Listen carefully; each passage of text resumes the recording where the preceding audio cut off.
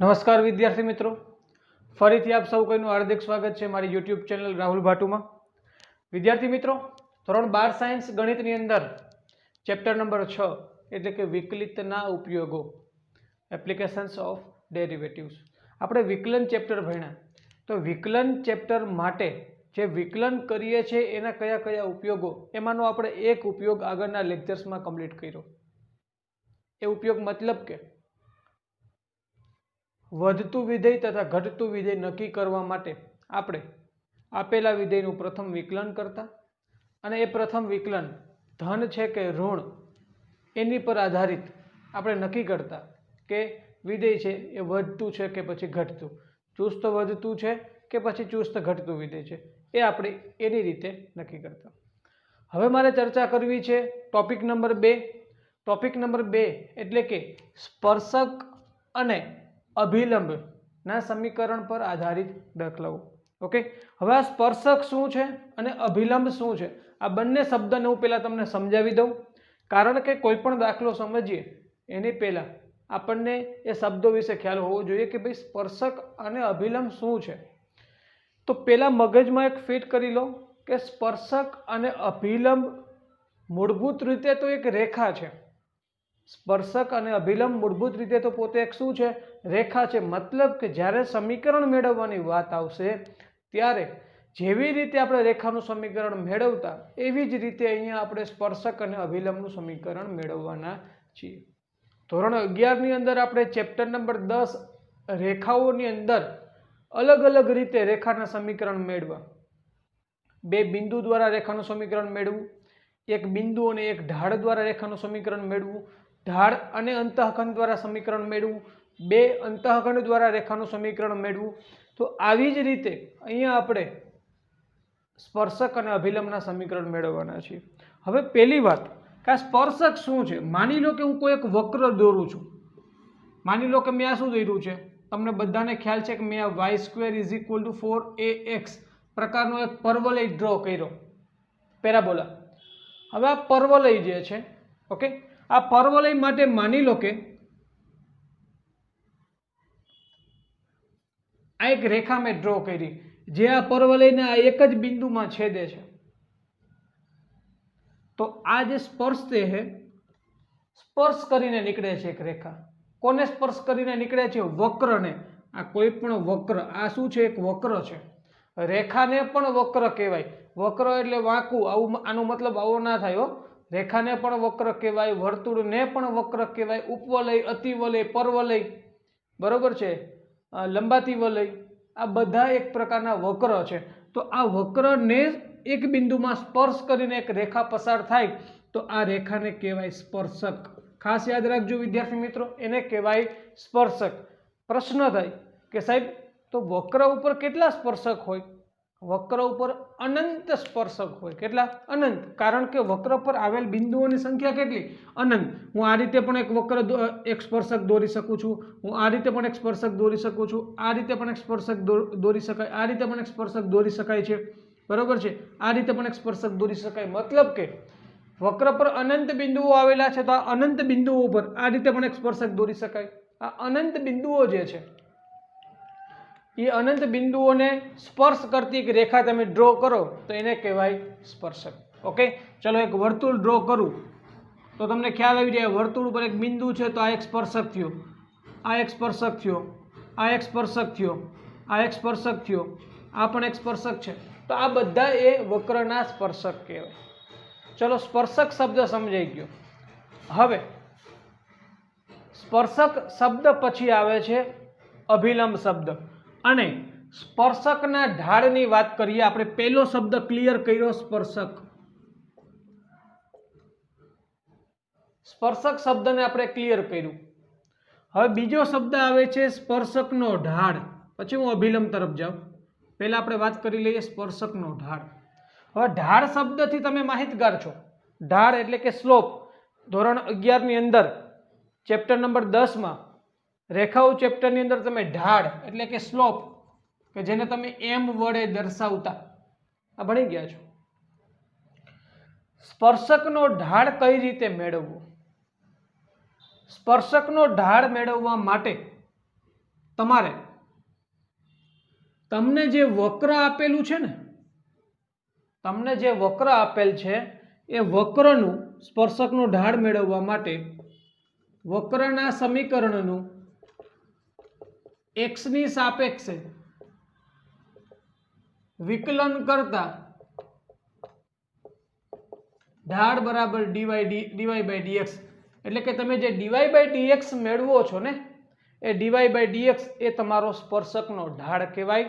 dy by dx ખાસ યાદ રાખજો, dy by dx એ સ્પર્શકનો ઢાળ થશે. હવે સવાલ એ આવે કે સ્પર્શક તો આ રીતે હોય તો સ્પર્શકનો ઢાળ તો એક વક્ર ઉપર તો અનંત સ્પર્શક છે. આપણે એમ કહીએ ને કે મેં હમણાં જ કીધું કે એક વક્ર ઉપર તો કેટલા સ્પર્શક છે, ઘણા બધા સ્પર્શક છે. તો આપણને ક્યાં સ્પર્શકનો ઢાળ મળે? ભાઈ આ તમને સ્પર્શકના ઢાળનું સૂત્ર મળે ને એવું કહી શકાય. શું કહી શકાય? સ્પર્શકના ઢાળનું સૂત્ર. હવે તમારે કયા બિંદુ આગળ સ્પર્શકનો ઢાળ જોઈએ છે એ બિંદુ જો સ્પેસિફાય કરેલું હોય તો આ સૂત્રની અંદર એ બિંદુ એટલે કે બિંદુના યામ જો મૂકી દેવામાં આવે ને તો તમને વક્ર માટે સ્પર્શકનો ઢાળ જે તે બિંદુ આગળનો મળશે. ખ્યાલ આવી ગયો? સૌ પ્રથમ તો વક્રના સમીકરણનું વિકલન કરવાથી, ખાસ યાદ રાખજો, વક્રના સમીકરણનું વિકલન કરવાથી સ્પર્શકનો ઢાળ તો મળે, પરંતુ જે તે બિંદુ આગળ તમારે ઢાળ મેળવવો હોય તો એ જે વિકલન છે dy by dx એમાં એ બિંદુના યામ તમે મૂકી દો એટલે તમને જે તે બિંદુ આગળ વક્રના સ્પર્શકનો ઢાળ મળી જાય. ચલો રેડી વિદ્યાર્થી મિત્રો? એકદમ ક્લિયર. સ્પર્શક એટલે શું? તો કે વક્રના કોઈ પણ એક બિંદુને સ્પર્શ કરતી રેખાને સ્પર્શક કહેવામાં આવે છે. બીજી વાત, સ્પર્શકનો ઢાળ એટલે કે વક્રના સમીકરણનું x ની સાપેક્ષે વિકલન કરવામાં આવે તો આપણને dy by dx મળે કે જેને આપણે વક્રના સ્પર્શકના ઢાળનું સૂત્ર કહીએ છીએ અથવા તો વક્રના સ્પર્શકનો ઢાળ કહીએ છીએ. પરંતુ જે તે બિંદુ આગળ તમારે સ્પર્શકનો ઢાળ જોઈતો હોય તો એ બિંદુને એ સૂત્રમાં મૂકો એટલે તમને જે તે બિંદુ આગળના સ્પર્શકનો ઢાળ મળશે. ઓકે, આ વાત થઈ ગઈ વક્રના સ્પર્શક માટેની અને વક્રના સ્પર્શકના ઢાળ માટેની. આ બે પોઈન્ટ મેં અહીંયા કમ્પ્લીટ કર્યા. હવે મારે આગળ વધવું છે. પોઈન્ટ નંબર 3 કે ભાઈ ત્રીજો પોઈન્ટ જે છે એ અભિલંબ છે. અભિલંબ કોને કહેવું? હમણાં વાત થઈ આપણે કે ભાઈ માની લો કે આ વર્તુળ એક વક્ર છે, આને ધ્યાનમાં લઈને આ એક શું છે? સ્પર્શક છે. રેડી? હવે સ્પર્શકને કોઈ લંબ એક રેખા દોરવામાં આવે, સ્પર્શકને લંબ એક કોઈ રેખા દોરવામાં આવે ને તો એ રેખા એ તમારા માટે અભિલંબ છે. એ રેખા તમારા માટે અભિલંબ છે. મતલબ કે વક્રના સ્પર્શકને લંબ રેખાને અભિલંબ કહે છે. વક્રનો સ્પર્શક જે છે એ સ્પર્શકને લંબ સ્વરૂપે ગોઠવાયેલી રેખાને અભિલંબ કહેવામાં આવે. મતલબ કે સ્પર્શક અને અભિલંબ એકબીજાને કેવા હોય? હંમેશા લંબ હોય. એકબીજાને કેવા હોય? હંમેશા લંબ હોય. વાત પૂરી થઈ ગઈ અહીંયા. હવે ચોથી વાત આવે અભિલંબનો ઢાળ. તો હવે આ તો તમે પણ ડાયરેક્ટલી મને કહી શકો. કારણ શું? કારણ કે તમે ધોરણ 11 ની અંદર ચેપ્ટર 10 માં ભણી ગયા. જો કોઈ પણ બે રેખાઓ એકબીજાને લંબ હોય તો બંનેના ઢાળનો ગુણાકાર -1 થાય તો એને અંતર્ગત સ્પર્શકનો ઢાળ ગુણાકારમાં અભિલંબનો ઢાળ ઇઝ ઇક્વલ ટુ -1. સ્પર્શકનો ઢાળ ગુણ્યા અભિલંબનો ઢાળ આપણને આન્સર આપે છે -1. મતલબ કે જો તમારે અભિલંબનો ઢાળ જોઈતો હોય તો -1 ના છેદમાં સ્પર્શકનો ઢાળ, અથવા તો એવું પણ બોલી શકાય કે સ્પર્શકના ઢાળના વ્યસ્તનો વિરોધી, સ્પર્શકના ઢાળનું વ્યસ્તનો વિરોધી એટલે કે માઇનસ આપી દેવાના. સ્પર્શકના ઢાળના વ્યસ્તનો વિરોધી આપણને અભિલંબનો ઢાળ આપે છે। આ થિયરી પણ તમે વચ્ચે વચ્ચે નોટ ડાઉન તમારી રીતે કરી શકો છો। 4 ટોપિક જે મહત્વના હતા એ મેં તમને સમજાવ્યા। એમાંનો પહેલો ટોપિક એટલે કે સ્પર્શક, કોઈ પણ વક્રના એક બિંદુમાંથી પસાર થતી રેખા કે જેને આપણે સ્પર્શક કહીએ છીએ। હવે સ્પર્શકનો ઢાળ એટલે કે વક્રના સમીકરણનું x ની સાપેક્ષે વિકલન કરવાથી આપણને dy/dx મળે, એ સ્પર્શકના ઢાળનું સૂત્ર કહેવાય। જે તે બિંદુ આગળ સ્પર્શકનો ઢાળ તમારે જોઈતો હોય તો એ સૂત્રની અંદર એ યામ અથવા તો એ બિંદુઓ મૂકવાથી આપણને જે તે બિંદુ આગળ સ્પર્શકનો ઢાળ મળતો હોય। ત્યારબાદ શબ્દ આવે છે અભિલંબ। અભિલંબ એટલે શું? તો કે ભાઈ જે તે વક્ર છે એનો જે સ્પર્શક છે એને લંબ સ્વરૂપે ગોઠવાયેલી એક રેખા જેને આપણે અભિલંબ કહીએ છીએ। અને હવે વાત આવે અભિલંબનો ઢાળ, તો ભાઈ સ્પર્શકનો ઢાળ અને અભિલંબનો ઢાળ બેયનો ગુણાકાર -1 થાય, કારણ કે બે એકબીજાને લંબ સ્વરૂપે ગોઠવાયેલા છે। તેથી અભિલંબનો ઢાળ એટલે કે -1/, સ્પર્શકનો ઢાળ। ઓકે વિદ્યાર્થી મિત્રો, આ થયો ફાઇનલી તમારી થિયરીની વાત। હવે આપણે આગળ વધીએ। સ્વાધ્યાય 6.3 નો ક્વેશ્ચન નંબર 1 તમારી સ્ક્રીન પર જોઈ શકો છો। ઓકે, રકમ વાંચીએ આપણે પહેલા। આપણને એક વક્રનું સમીકરણ આપી દીધું છે। વક્ર y બરાબર 3x⁴ માઇનસ 4x ને x બરાબર 4 આગળના સ્પર્શકનો ઢાળ। મેં તમને કીધું ને, કોઈ એક બિંદુ માટે સ્પેસિફાઈ કરી દે કે તમારે આ બિંદુ આગળ મેળવવાનો છે ઢાળ, તો એ બિંદુને તમારે સૂત્રમાં મૂકી દેવાનું। રેડી? ફક્ત ને ફક્ત સ્પર્શકનો ઢાળ આપણે જોઈએ છીએ। ક્લિયર? ચલો, સૌ પ્રથમ આપણને જે વક્ર આપેલું છે એ લખીએ। y = 3x⁴ - 4x। હવે તમે આનું વિકલન કરો, dy/dx, x ની સાપેક્ષે વિકલન કરો તો ખ્યાલ છે 4 ઘાત આગળ આવે તો 4 તેરી 12, 1 ઘાત ઘટી જાય, -4x નું વિકલન 4 થયું। તેથી સ્પર્શકનો ઢાળ dy/dx ના સૂત્ર તમને શું મળી ગયું? 12x³ - 4। પરંતુ આ ઢાળ તમારે x બરાબર 4 આગળ જોઈએ છે। હવે જે સ્પર્શકનો ઢાળ છે dy/dx એ તમારે x બરાબર 4 આગળ જોઈએ છે। એનો મતલબ એમ કે આ સૂત્રમાં x ના બદલે તમારે 4 મૂકવાના થશે। તો 12 ગુણાકારમાં 4³ 64 -4 કરો બેનો ગુણાકાર। 64 × 12, તમારી આગળ તો કેલ્શિયમ હોય તો ફટાફટ કરવું હોય તો 640 અને 640 ને 128, 668 768 થાય। 768 - 4 એટલે આન્સર આવશે 764। વિદ્યાર્થી મિત્રો, આ તમને મળ્યો છે ઢાળ, પણ કઈ જગ્યાએ? x બરાબર 4 આગળ સ્પર્શકનો ઢાળ 764 મળે છે। ઓકે, નોટ ડાઉન કરી લો।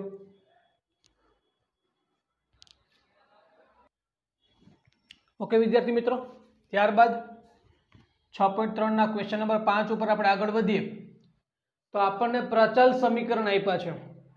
તો વિકલન ચેપ્ટરની અંદર આપણે પ્રચલ સમીકરણ ભણ્યા x અને y ના। આપણે તો મેં તમને પહેલા જ કીધું કે સ્પર્શકનો ઢાળ કોને કહેવાય? dy/dx। ઓકે, તો પહેલા તમને ખાલી થિયરી સમજાવી દઉં કે dy/dx કેમ મેળવશું? આપણને કોઈ ડાયરેક્ટલી y આપ્યા નથી। y આપ્યા છે બટ એ તો થીટાના સ્વરૂપમાં છે, x ના સ્વરૂપમાં નથી। તો પહેલા શું કરશું? dy/dx આપણને કેમ મળશે? તો dy/dθ ના છેદમાં dx/dθ। આપણે આ રીતે dy/dx મળશે, એનું ખાસ ધ્યાન રાખજો। આને કહેવાય પ્રચલ સમીકરણનું વિકલન, અને એના આ સ્વરૂપે ગોઠવું એટલે તમને dy/dx મળે, કારણ કે dθ કેન્સલ કરો તો dy/dx દેખાય આપણને। ઓકે, તો સૌપ્રથમ શું કરશું આપણે? y નું થીટાની સાપેક્ષે વિકલન એટલે dy/dθ, અને x નું થીટાની સાપેક્ષે વિકલન એટલે dx/dθ મેળવશું। બંનેનો ગુણોત્તર કરશું। રેડી? એટલે આપણને dy/dx મળશે, અને એની અંદર થીટા બરાબર π/4 મૂકશું એટલે સ્પર્શકનો ઢાળ મળશે। અને ત્યારબાદ અભિલંબનો ઢાળ કેમ મેળવવું એ તો આપણે જાણીએ છીએ। ચલો રેડી? ચલો, તો શું થશે અહીંયા? સૌપ્રથમ આપણને આપ્યા છે x બરાબર a cos3θ, એનું કરો વિકલન dx/dθ। થીટાની સાપેક્ષે વિકલન કરો છો, એ અચળ છે 3 ઘાત આગળ આવે એટલે 3a cos સ્ક્વેર થીટા થઈ જાય, 1 ઘાત ઘટી જાય અને યાદ રાખજો કોસનું ફરીથી વિકલન થાય, કોસનું ફરીથી વિકલન થયું માઇનસ સાઇન થીટા. ચલો આ વાત થઈ x ની. હવે આપણે વાત કરીએ y માટે. y બરાબર a sin ઘન થીટા, કરો એનું વિકલન. dy by d theta is equal to a અચળ છે 3 ઘાત આગળ આવે 3a 1 ઘાત ઘટે એટલે સાઇન સ્ક્વેર થીટા અને સાઇન થીટાનું ફરીથી વિકલન, સાઇન થીટાનું ફરીથી વિકલન થાય કોસ થીટા. ચલો રેડી. તો હવે આપણી પાસે x પણ છે અને y પણ છે, sorry x dx by d theta પણ છે અને dy બાય ડી થીટા પણ છે. તેથી સ્પર્શકનો ઢાળ, સ્પર્શકના ઢાળનું સૂત્ર છે આપણને ખ્યાલ હોવો જોઈએ. સ્પર્શકનો ઢાળ dy by dx is equal to dy by d theta ના છેદમાં dx બાય ડી થીટા. એની મુજબ dy બાય ડી થીટા જે છે એ શું છે તમે જોઈ શકો છો, 3a sin square theta into cos theta ના છેદમાં 3a cos square theta into minus sine theta. 3 3 cancel, a cancel, cos theta cancel, sin theta cancel. તો ફાઇનલી આપણને dy by dx is equal to minus sine upon cos. જો sine upon cos એટલે કે minus tan theta આપણને finally સ્પર્શકના ઢાળ તરીકે મળે છે. ઓકે, તો સ્પર્શકનો ઢાળ જે છે તમારે ક્યાં, આપણે તો અભિલંબનો ઢાળ જોઈએ છે નો ડાઉટ, પણ પહેલા આપણે સ્પર્શકનો ઢાળ મેળવી દઈએ. તો સ્પર્શકનો ઢાળ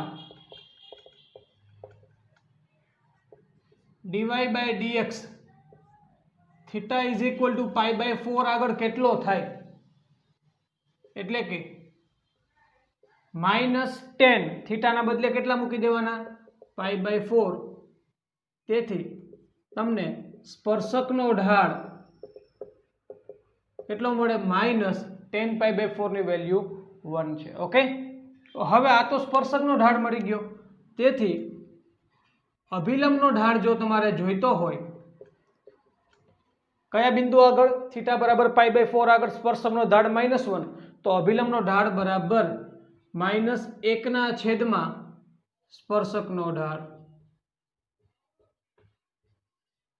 -1 ના છેદમાં -1 એટલે +1 એ આપણને અભિલંબનો ઢાળ મળે છે. ઓકે, તો અભિલંબનો ઢાળ જે મળે છે એ થીટા બરાબર પાઈ બાય 4 આગળ જ આપણને મળે છે. ઓકે, ખ્યાલ આવી ગયો વિદ્યાર્થી મિત્રો? ફરીથી સમજાવું છું. પ્રચલ સમીકરણ આપ્યા હતા, કોઈ ડરવાની જરૂર નથી.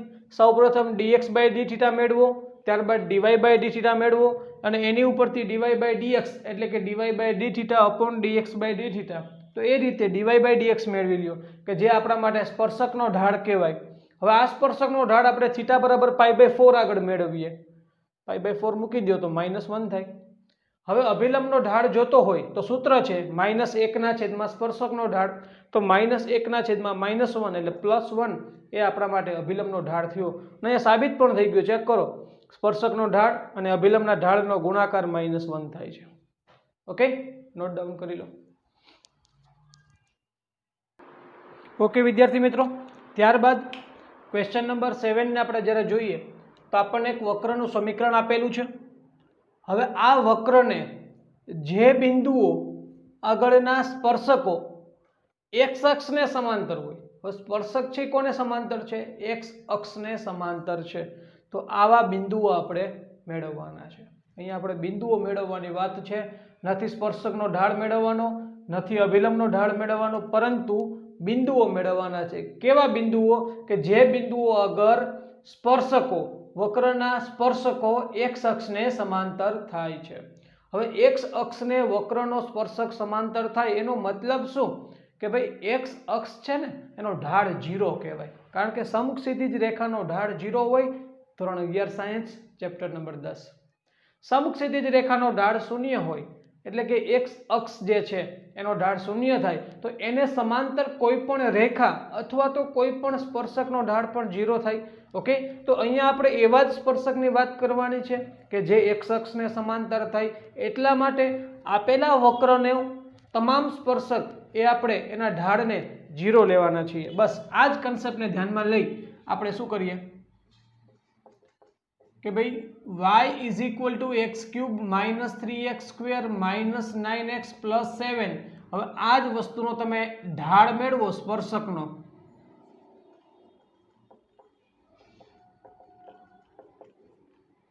સ્પર્શકનો ઢાળ dy by dx is equal to, કારણ કે કોઈ પણ વક્રના સમીકરણનું x ની સાપેક્ષે વિકલન કરવાથી સ્પર્શકનો ઢાળ મળે.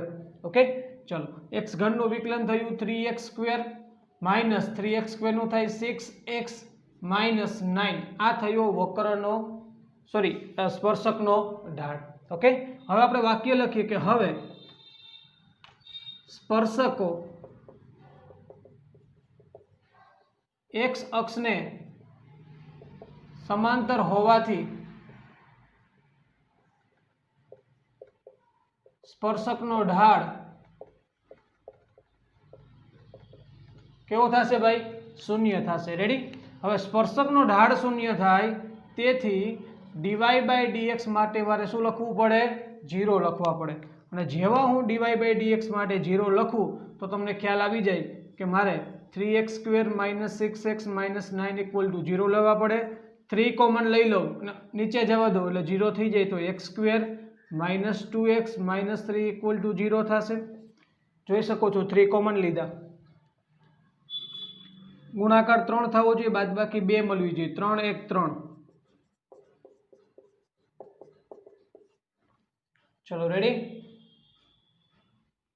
તો આ રીતે મારી પાસે x ની કિંમત 2 મને મળે છે. એક તો મળે છે x બરાબર 3 અને બીજું મળે x બરાબર -1. હવે હું y ની કિંમત કેમ મેળવું? તો બસ આ જ રીતે આપણે y ની કિંમત મેળવવાની થાય. x બરાબર 3 અને x બરાબર -1 છે. તેથી y બરાબર x ની કિંમત 3 મૂકી દો તો 3 નો ઘન -3, 3 નો સ્ક્વેર -9, 3 પ્લસ 7. 3 નો ઘન 3 3 9 3 27 માઇનસ 3 નો સ્ક્વેર 9 3 27 માઇનસ 9 3 27 પ્લસ 7. આ બંને કેન્સલ થયા. -27 પ્લસ 7 એટલે -20 મળે. આ તમને y ની કિંમત મળે છે. ઓકે, તો અહીંયા તમે x ની કિંમત જ્યારે તમને 3 મળે છે ત્યારે y ની કિંમત -20 મળે છે. એવી રીતે હજુ આપણે અહીંયા y ની કિંમત x બરાબર -1 માટે મેળવીએ. x નો ઘન -1 ક્યુબ -3 -1 સ્ક્વેર -9 -1 પ્લસ 7. તો -1 ક્યુબ એટલે -1 થશે. -1 નો સ્ક્વેર એટલે +1 +1 ઇન્ટુ -3 એટલે -3. આ માઇનસ માઇનસ પ્લસ 9 ઇન્ટુ 1 એટલે 9 પ્લસ 7. 9 ને 7 16 એટલે 16 માંથી 4 જાય એટલે 12. આ y ની કિંમત મને 12 મળી ગઈ છે. તો આ x ની કિંમત કેટલી છે? -1 અને y ની કિંમત કેટલી મળી? 12. તો આમ બિંદુઓ કયા કયા બે બિંદુઓ મળ્યા છે? પહેલું બિંદુ મળ્યું મને 3 -20 અને -112 માટે આ બે બિંદુઓ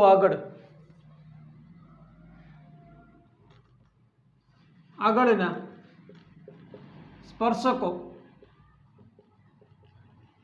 x અક્ષને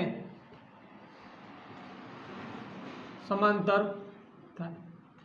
ચેક કરી લેવાનું છૂટા. તમે કોઈ પણ બિંદુ અહીંયા મૂકી દો એના ઢાળની અંદર તો તમને ખ્યાલ આવી જશે. રેડી? કે આપણો ઢાળ જે છે એ અહીંયા 0 થતો હશે ફાઇનલી. ઓકે વિદ્યાર્થી મિત્રો, નોટ ડાઉન કરી લો. ઓકે વિદ્યાર્થી મિત્રો, ત્યારબાદ હવે આપણે સ્પર્શકના સમીકરણ મેળવવાની વાત છે. અત્યાર સુધી આપણે સ્પર્શકનો ઢાળ, અભિલંબનો ઢાળ અને કોઈ સ્પર્શકના ઢાળ માટે નિશ્ચિત બિંદુઓ મેળવવાની વાત આપણે કમ્પ્લીટ કરી. હવે આ વાત આવે છે સ્પર્શકનું સમીકરણ મેળવવાની. જ્યારે પણ સ્પર્શકનું સમીકરણ કે અભિલંબના સમીકરણની વાત આવે તો આપણને ધોરણ 11નું ચેપ્ટર નંબર 10 એટલે કે રેખાનું સમીકરણ મેળવવાની રીત આવડવી જોઈએ. તો એમાં તો ચારક મેથડથી આપણે રેખાનું સમીકરણ મેળવતા, પણ એમાંને ખૂબ જ ઉપયોગી કે જે આપણને આ ચેપ્ટરમાં ઉપયોગી બનશે એવી મેથડ કઈ, તો કે ભાઈ એ મેથડ કઈ છે, એક ઢાળ આપેલું હોય અને એક બિંદુ આપેલ હોય ત્યારે રેખાનું સમીકરણ મેળવવાની મેથડ. એ મેથડ હું અહીંયા ખાસ લખું છું, ખાસ ધ્યાનથી સમજજો ભાઈ. બિંદુ ઢાળ દ્વારા રેખા કે સ્પર્શક કે અભિલંબનું સમીકરણ. તમે રેખા કયો, સ્પર્શક કયો કે પછી અભિલંબનું સમીકરણ કઈ રીતે મળે. રેડી? હવે કોઈ એક ઢાળ છે, ઢાળ M તથા બિંદુ x1 y1 માંથી પસાર થતી રેખા અથવા તો સ્પર્શક અથવા તો અભિલંબનું સમીકરણ y minus y1 is equal to m in the bracket x minus x1 આ સૂત્ર દ્વારા આપણને મળશે. આ વસ્તુને ખાસ તમે નોટ કરી લેજો. y minus y1 બરાબર m into x minus x1. તો આ મેથડ જે છે એ બિંદુ ઢાળ સ્વરૂપ કહેવાય. રેખાનું આ જે સમીકરણ મેળવીએ એને આપણે બિંદુ ઢાળ સ્વરૂપ દ્વારા રેખાનું સમીકરણ મેળવ્યું એમ કહી શકાય. એક બિંદુ હોય અને એક ઢાળ હોય. તો ઢાળ તો ઓલરેડી આપણી પાસે છે કે ભાઈ તમે જે સ્પર્શકનું સમીકરણ મેળવવા જઈ રહ્યા છો એ સ્પર્શકનો ઢાળ -1 છે. જો -1 ઢાળવાળા તમામ સ્પર્શક. આવું કેમ કીધું? કદાચ એવું બની શકે કે ભાઈ જે વક્ર છે એમાં એક કરતાં વધારે એવા સ્પર્શક હોય કે જેના ઢાળ -1 હોઈ શકે. ઓકે, તો -1 ઢાળવાળા જેટલા પણ સ્પર્શકો છે એના સમીકરણ આપણે મેળવવા છે. તો એના માટે ઘટશે શું? હવે માત્ર બિંદુ. તો એ બિંદુ કઈ રીતે મેળવશું? હમણાં આની પહેલાના દાખલામાં આપણે કમ્પ્લીટ કર્યું એના દ્વારા બિંદુ મેળવશું. પછી બિંદુ અને ઢાળનો ઉપયોગ કરી અને આપણે સ્પર્શકનું સમીકરણ ઇઝીલી મેળવી શકશું. ઓકે, ચલો વિદ્યાર્થી મિત્રો, તો ફટાફટ આપણે બિંદુ મેળવવાનો પ્રયત્ન કરીએ. તો y is equal to 1/x minus 1 છે. અહીંયા લખ્યું છે x is not equal to 1 કારણ કે x ની કિંમત 1 રાખો તો આ જે વક્ર છે એ અવ્યાખ્યાયિત બની જાય. રેડી? તો વક્ર y બરાબર 1/x minus 1 છે. તો હવે સ્પર્શકનો ઢાળ જેનું સૂત્ર છે dy by dx, વક્રનું વિકલન તમારે કરવું પડે. હવે આ વિકલન તમને સમજાવું. 1/, અને x જ સમજો તો 1/x નું વિકલન થાય -1/x નો વર્ગ, -1/x નો વર્ગ. આ થયું એનું વિકલન. ઓકે વિદ્યાર્થી મિત્રો, ચલો હવે ઢાળ કેટલો છે?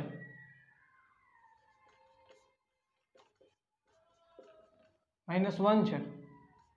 તેથી -1/x minus 1 square is equal to -1. Okay, ચલો. તો આનો મતલબ હવે તમે સમજી ગયા છો કે શું થવાનું છે. અહીંયા આ -1 તો કેન્સલ થઈ શકે. તો શું થાય? અહીંયા x minus 1 નો square into 1 is equal to 1 થાય. તો x square minus 2x plus 1 is equal to 1 થશે. તો x square minus 2x is equal to 0 થયા.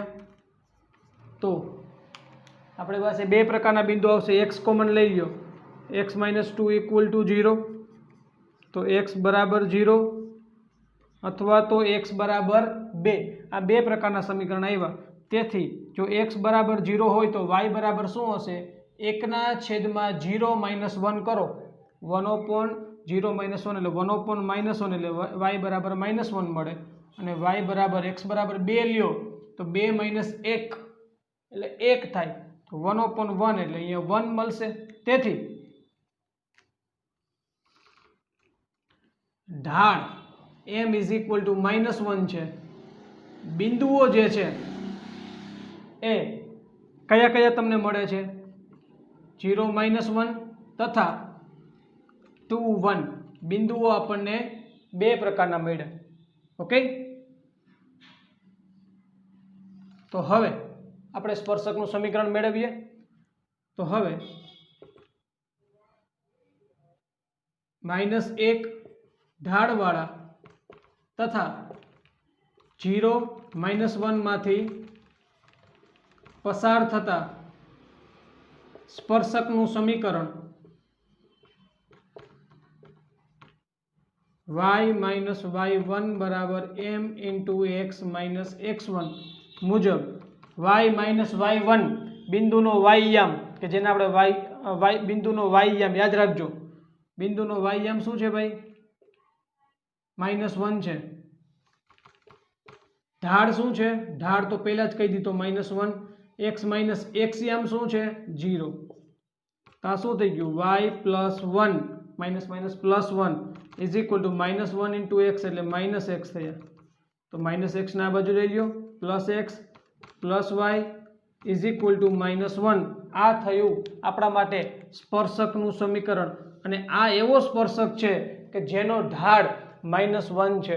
હવે એ પણ તમને ખ્યાલ હોવો જોઈએ એ કઈ રીતે ડાયરેક્ટલી તમે ઢાળ મેળવી શકો છો. એ બધી ચર્ચા ધોરણ 11 ની અંદર આપણે કરી ગયા, બહુ વધારે ડીપમાં નથી જતા. રેડી? હવે અહીંયા શું થશે ભાઈ? તો હવે બીજું સમીકરણ મેળવવા જઈએ.